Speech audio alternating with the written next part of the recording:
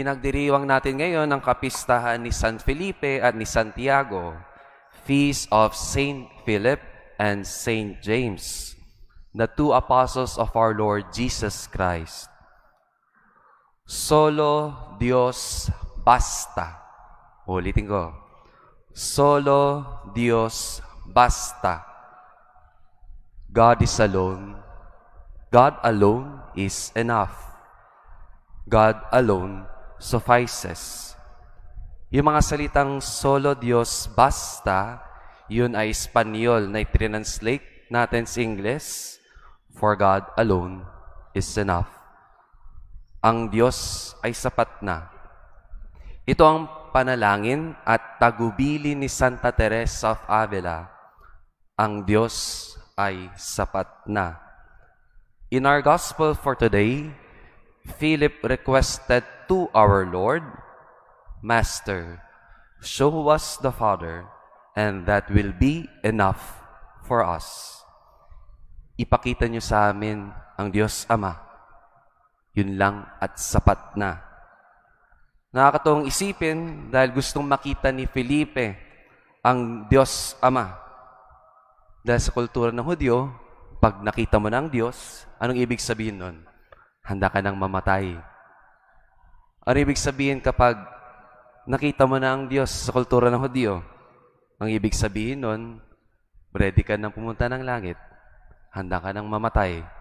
Kasi pag nakita mo ang Diyos, ibig sabihin, handa ka nang mamatay. Hindi ba parang nagawa na natin ito? Yung sinasabi natin kapag nakamit na natin isang pangarap o nagawa na natin gustong-gusto nating bagay sa buhay natin, parang masasabi mo na lang, pwede na akong mamatay. Kasi sapat na yun, yung nakamit mong bagay. Pero ano ang tugon ni Jesus kay Felipe? Whoever has seen me has seen the Father. Kung nakita mo na ako, Felipe, nakita mo na ang Diyos. Kaya ang tanong sa atin ngayon ng Diyos, ano ang hinahanap mo ngayon? Ano yung masasabi mo sa sarili mo? Ito na, Panginoon, sapat na. Pwede na akong mamatay. Yet there's no way to God the Father, only to our Lord Jesus Christ. Narinig natin sa ating Ebanghelyo, sinabi ni Jesus, I am the way, the truth, and the life. Ako na mismo ang daan. Wala nang iba. Wala na bang ibang ruta? Wala na bang ibang alternatives? Sa Diyos lang tayo mismo at kay Jesus lalapit. Yet what is the challenge for all of us today? Jesus said to Philip, have I been with you for so long a time, and you still do not know me?